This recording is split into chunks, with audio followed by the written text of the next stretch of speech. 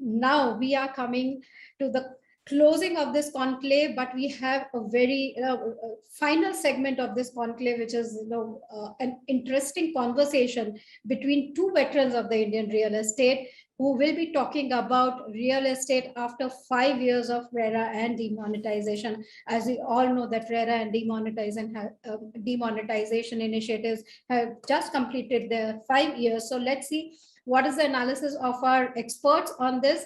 I welcome our speakers, Ashwinder Singh, CEO, Residential, Bhartiya Urban. Ashwinder Singh is responsible for strengthening the residential assets and sales, which includes the premium and luxury residences, that is Niku Homes and Leela Residences. And with a career traversed over 23 years, he has worked with many organizations of repute, taking up leadership roles and helping businesses grow, including JLL India, Anarog, Bajaj Housing Finance Limited, and leading financial entities, including Citibank, ICICI Bank, and Deutsche Bank in India and abroad. Let me also welcome our other speaker, Mr. Siddharth Batra. He is the advocate on record, Supreme Court of India, former Additional Advocate General, Haryana. Mr. Batra has been a dedicated counsel with more than 15 years of experience in the legal sector. He is also a managing partner at Satram Das B and Company. Mr. Batra has been practicing as an advocate in the Supreme Court of India, High Courts, District Courts, and other forums and arbitral tribunals. As an additional advocate general for the state of Haryana, he represented the state departments before the High Court and has advised the government of Haryana on legal affairs.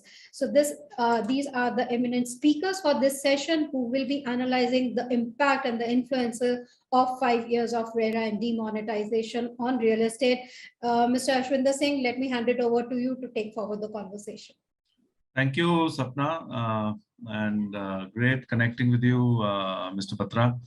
And a very good topic chosen by you and Tripti, Sapna. I think I've been in and out of the panel discussions that have been happening, and a lot of people have been commenting that we need transparency, we need better transparency, and we need more compliances, we need global standards.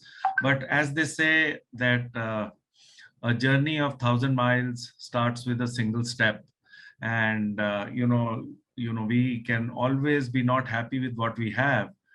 However, I feel that this step that was taken 5 years back is the reason that today, for the last 1 year, everybody has been talking about the resurgence of real estate sales in India, and the last 1 year has actually saved many developers who did not have a clue what will happen once COVID had struck. And the last 10 years were really sluggish. Maybe after 2012, 2013, the sales were very sluggish. And the prime reason for that, as I understand, and I'm going to discuss more with Mr. Batra on this, has been that the home buyer confidence was very poor. It is in 2016 May, when RERA came in, the real motive. There was RERA, then, Demon, then GST, then this, Insolvency Act. And finally, we also had the Model, Rental Act that came in.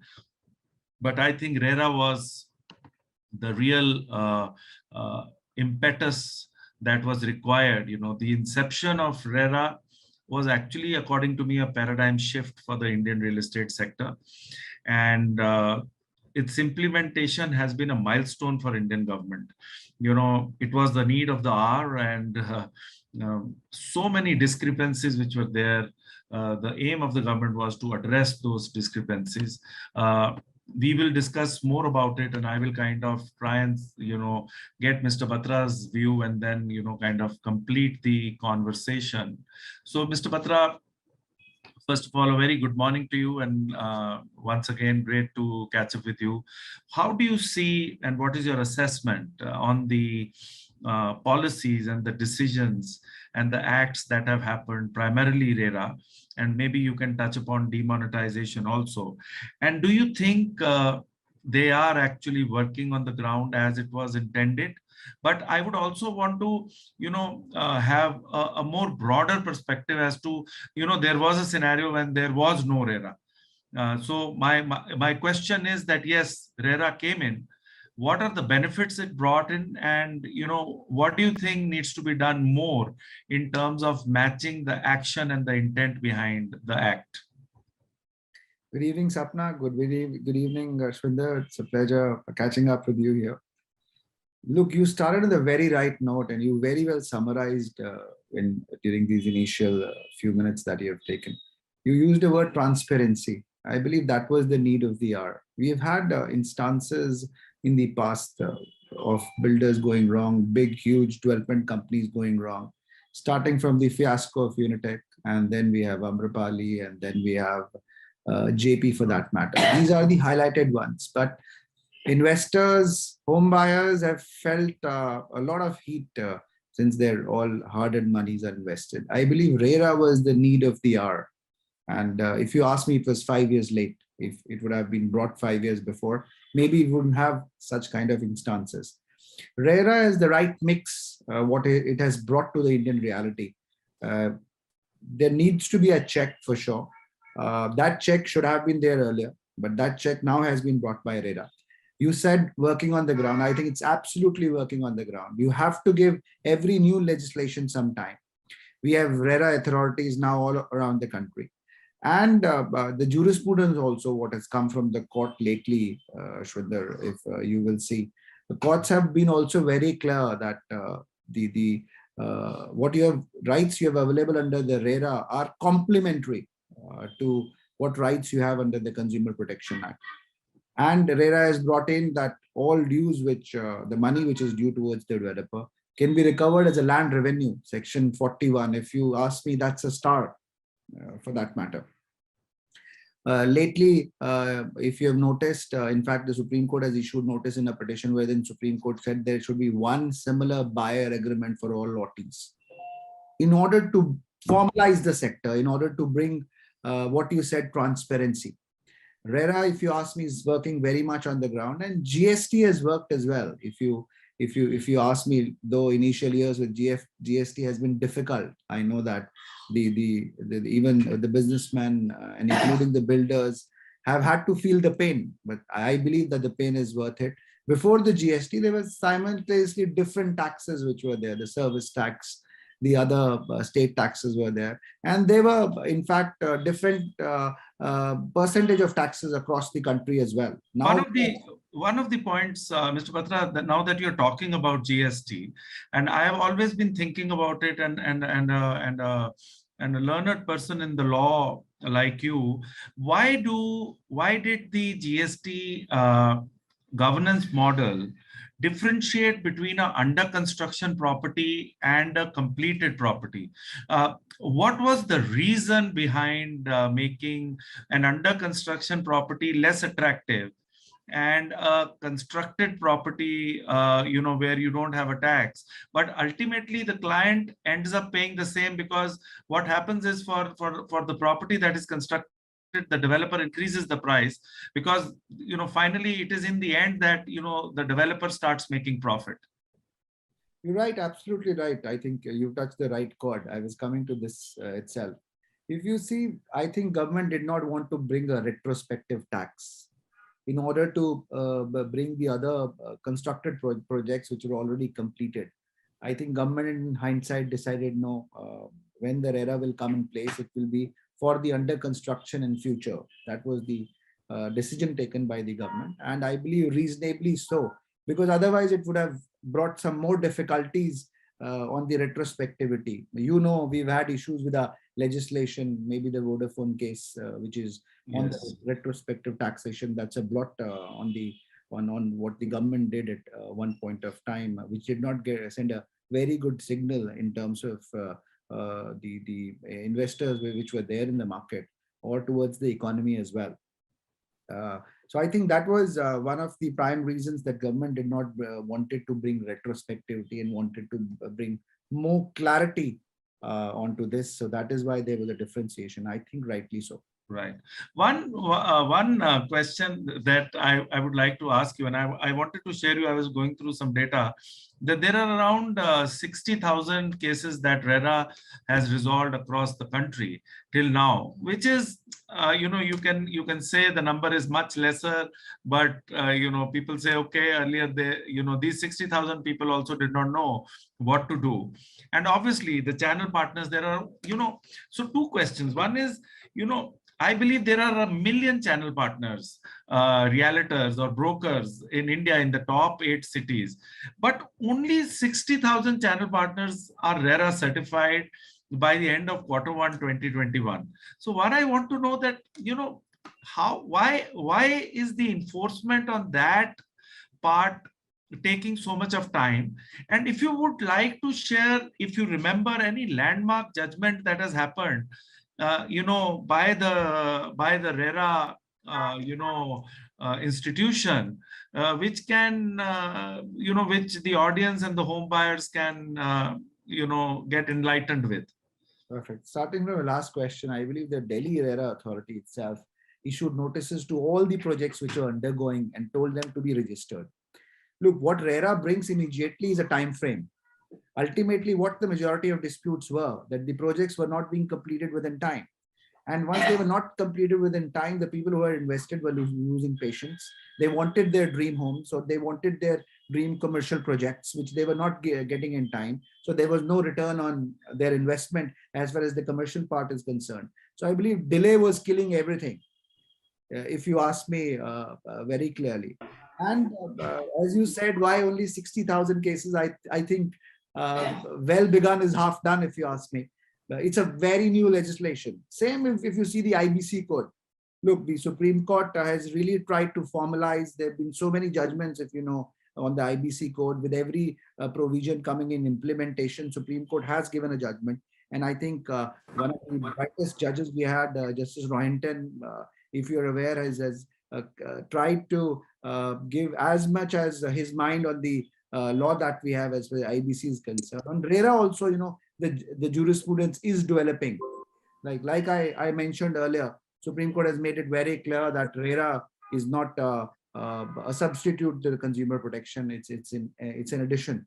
Second, the Supreme Court has said that all money which is due towards the developer can be recovered as under the Land Revenue Act. If you ask me, in terms of the law that we deal with, it's path breaking for that. That's a very, very good point.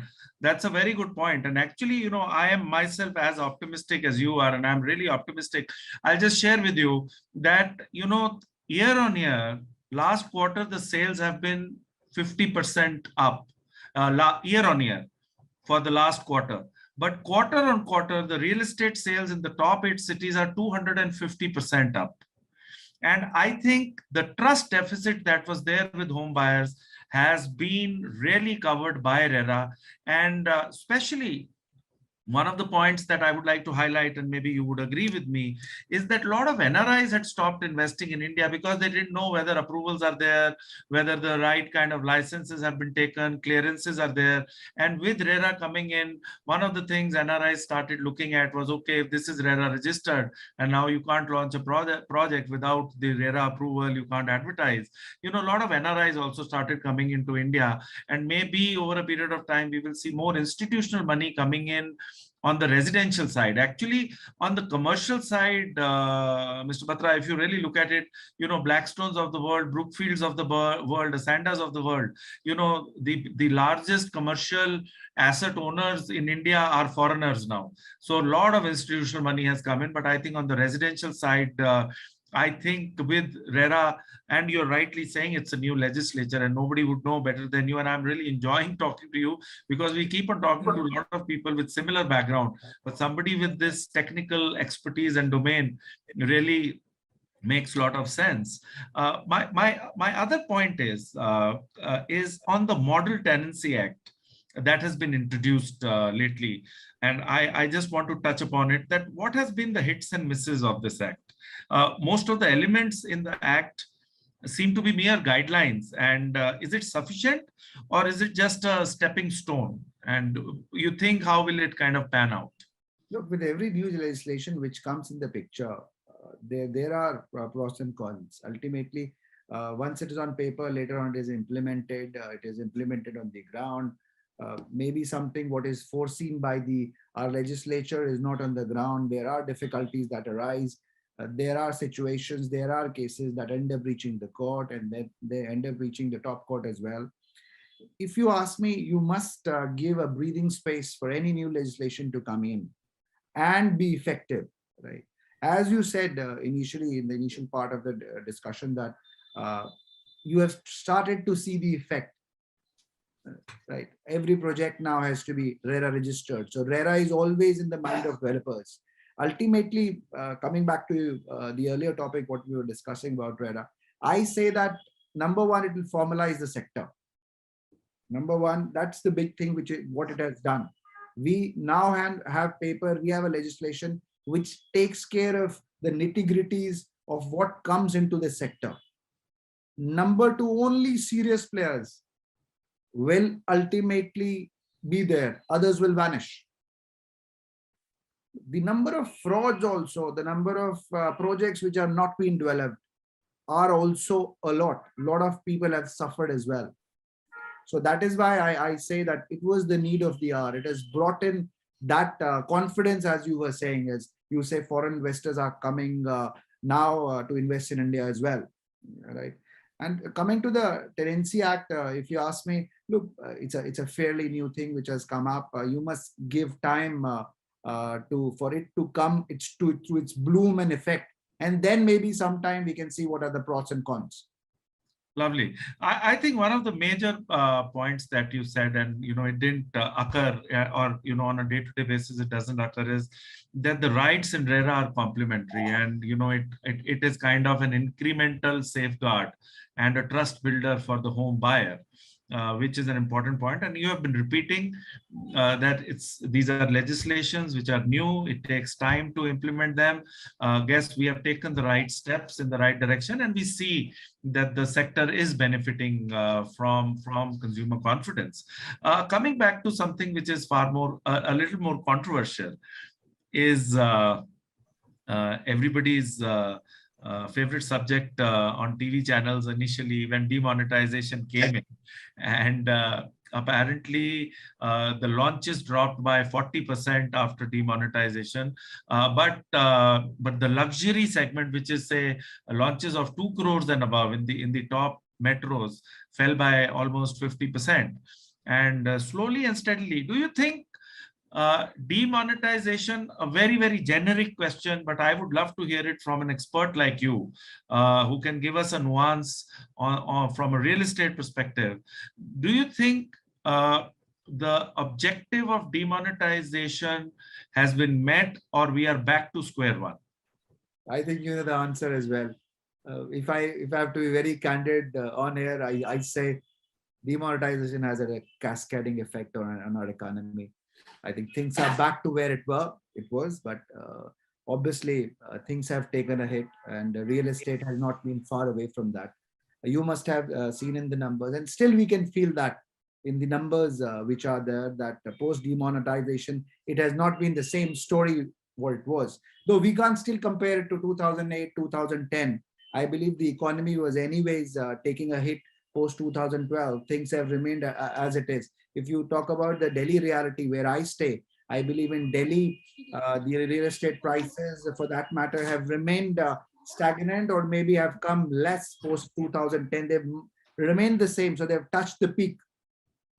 And then with demonetization, yes, I believe every builder must have felt the effect.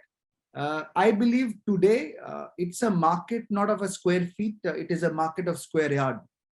If you see, for that matter, why I say so, and this is not a legal expression what I'm giving you. What I personally feel is that if you see the NCR region, or you see the tier 2 cities in India, there's a lot of pressure on plots, on the land. People are not preferring to buy floors, apartments, even for residential. You see the sudden spurt which has come post-COVID has come down in Gurgaon. Something what was costing about 1 lakh square yard has reached 2 lakh rupees. If you ask me, that's substantial. That's where it is growing. But if you see otherwise, the confidence in square feet, I believe, has really come down, because with people approaching me who come to me for advices when there are issues with the builders, the issue which is coming now is that the prices for which they have bought in 2012 and the prices today are lesser. Obviously, the investor, the home buyer, is feeling cheated at home. Right. So demonetization, yes, had a very bad effect. I think we can continue discussing the bad decision, but everybody has taken a hit post that. Is not what I believe. Absolutely. I think, I just thought this question should be raised. As I can understand, you are very clearly saying that RERA has been a significant and a crucial law that has impacted the entire real estate sector in the country and has given Indian customers an ideal platform for protecting their interests. And as you said, it is just 4 years since the act came into existence. And we are sure that in the next 4 or 5 years, RERA would become the factor that disrupts the entire real estate ecosystem of India. That's a wonderful kind of conclusion that I could make. One of the points that I wanted to understand from you and understand your opinion is why does it take so much time for the government to set up a legal single window clearance mechanism? Why is it that it takes them so much of time to set up a single window clearance mechanism, which everybody has been speaking about now since the time RERA came into play? I would like to understand the bottlenecks that you see in the legal system or the government system from your rich experience that you have, so that our home buyers and audience understands that why does this take so much of time? You asked me the right question. If you ask me, it's my personal view that why it is lacking. Ultimately, it is the people who are behind the show, who are behind the scenes, run it. So let's take an example of a RERA authority in a state. It is led by, what I have seen as far as Haryana is concerned, I come back from Haryana, it is led by a retired IS officer. I can tell you, Ashwinder, with a lot of confidence, though I come from since I come from the legal background, that judiciary, if you ask me, in India has done better than the executive and the legislature. And I can debate on that, and I can tell that, look, still the judicial system, considering the pressure which is on the judges, has done a fairly good job. The courts do come to the rescue of a common man. Absolutely. Now, why I say so is that maybe it's my opinion that to run these RERA authorities as well at the state level, if we can have a provision to have a judicial officer who's retired from the judiciary, they have more pragmatic, more disciplined approach, right? In RERA, what happens? What is the RERA authority supposed to do? The RERA authority is supposed to decide as to whether the action of a builder is correct, whether what is being done is as per the act or not. I think everything is now in a straitjacket, right? What interest has to be granted? What will happen to the delay, right? What money you can collect at what stage? Everything is that way in the act itself. I believe rather than having a retired civil services officer, I think it will be a great idea if we bring in somebody from the judiciary, right? We have a similar kind of a provision. Like, I give you an example, the High Court works if you ask me from the other courts. Tribunals in India have not been able to do what they were expected to, though tribunals were expected to take the load off from the judiciary, from the superior courts. That's why tribunals came in. But I still see tribunals are lacking.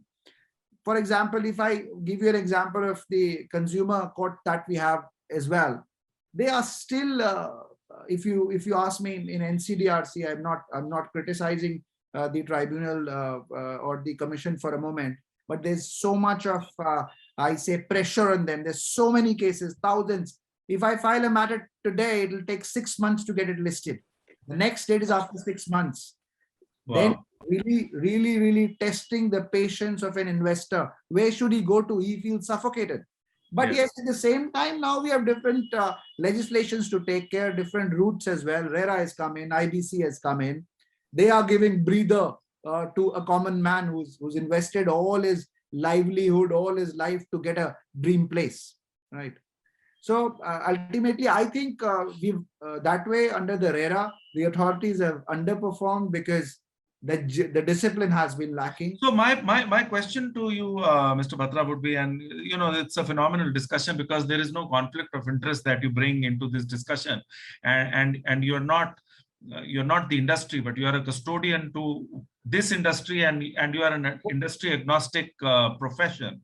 My point is, NHB, National Housing Bank, had hired their CEO and chairman from a multinational bank with a person with a background of mortgages. Guess it didn't work out as well, but they tried.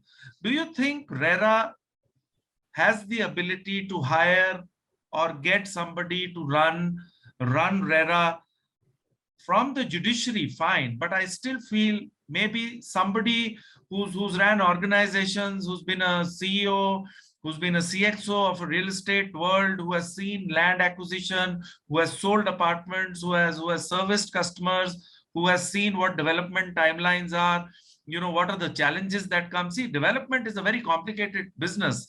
The number of SKUs that you need in developing a building are 200 compared to 50 in a car.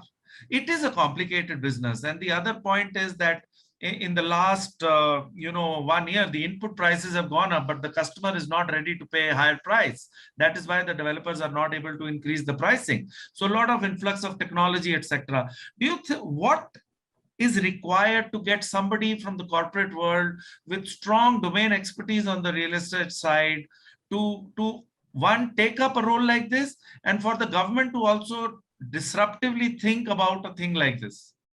You're right on the money, if you ask me. By judiciary, I meant that, okay, there can be one person from the judiciary as well, and there has to be a right mix. And it's a great thought that we should bring in think leaders who have come from the same industry as well.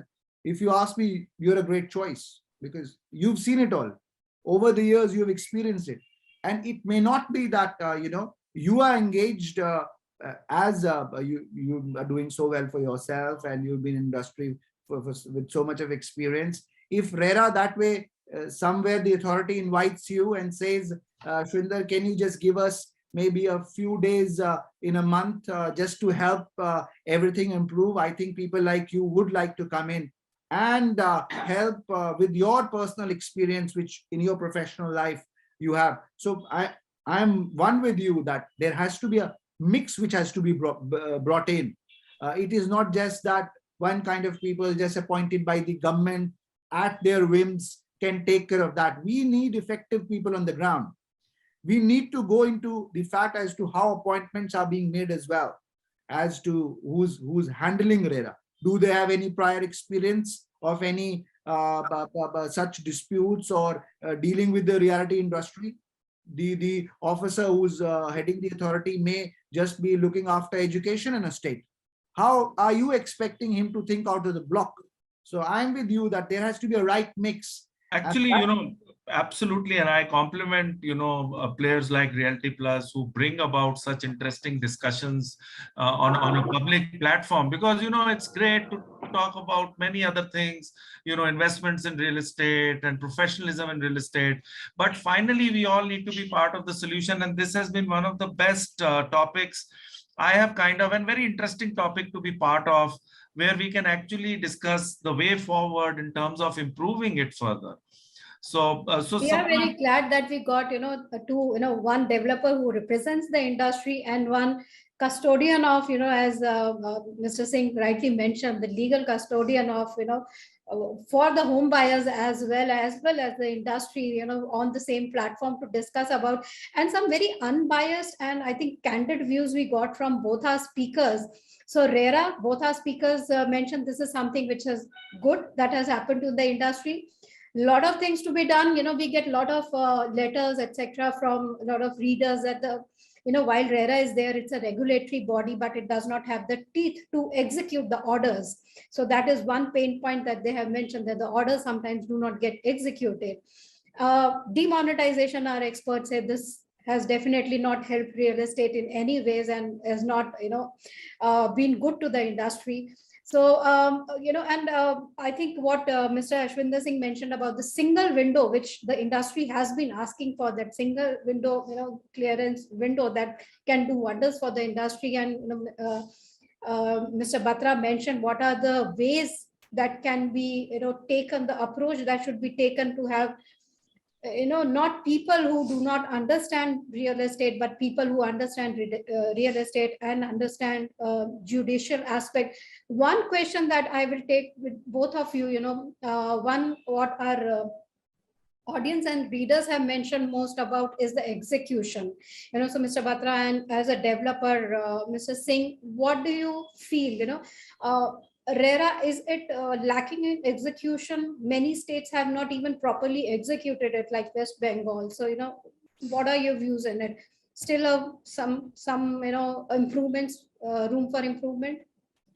Mr. Singh? Yeah, you see, if I have to, may I start, Mr. Batra? So I feel, Sapna, it's an important question. Yes, India is a complicated country and with so many states. And in your previous panel discussion, you were discussing that political stability is a very state subject, and it is also a very person-driven, approach that every state has. So yes, it is unfortunate that some of the states have not taken advantage of such a wonderful opportunity. But let me review the achievements of RERA despite everything. Just to quickly say is that we've had around 66,000, consumer complaints that have been resolved. Around 60,000 projects have been RERA certified. It has brought in the much required transparency and accountability in the Indian real estate market. Developers now are held responsible for defects, mistakes, and delays. I am a developer and I know that I take RERA very seriously. It has regained and increased the home buyer confidence. Yes, there are areas it is not fully implemented.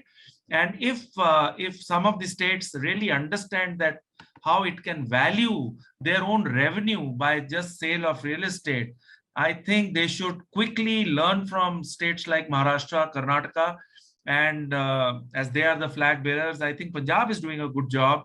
And that is why Mohali has started doing pretty well, which you were discussing in your previous thing. And so I feel, yes, we are 60% there, 40% has to be done. And these two things, all states need to implement it.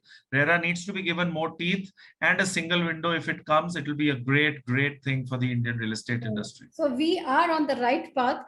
Mr. Batra, what do you have to say? Recently Delhi stalled the construction of all those projects which are not RERA registered. But on the other hand, we also have the, super tech towers that need to be demolished.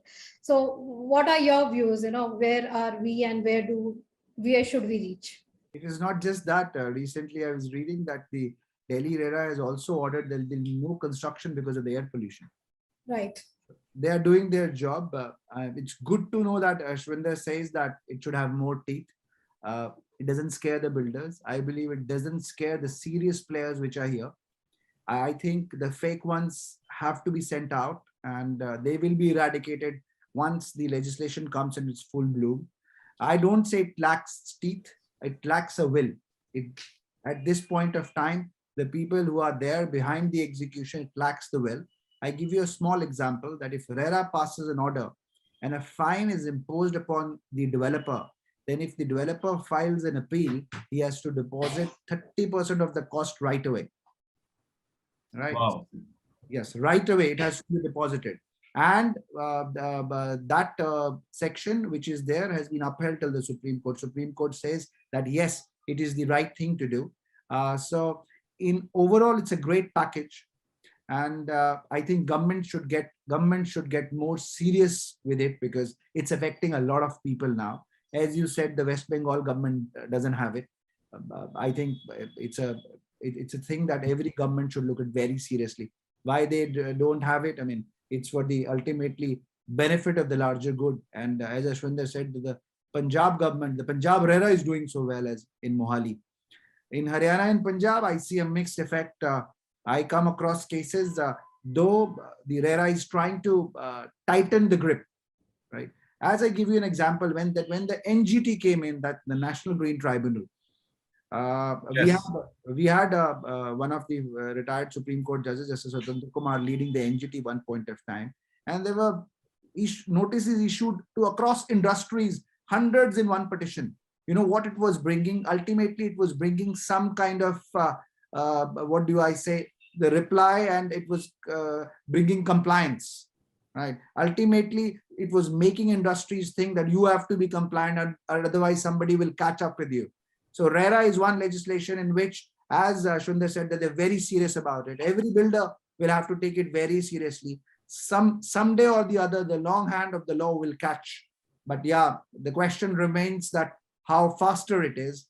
For that, we need to see. I think we need to give it more time. That's That's right. We need to give it more time, but good news is that judiciary is behind it, the support is behind it, and developers are welcoming it. They are all for it. So, in fact, a lot of developers have said that this is given a level playing field for them. Now otherwise, the smaller players would not do the compliances and they would have an unfair advantage. So it's created a level playing field. So thank you so much. We had some very honest views and opinions from both our developer, Ashwinder Singh representing the developers community, and Mr. Siddharth Batra representing the judiciary of the country, and how RERA has been helpful.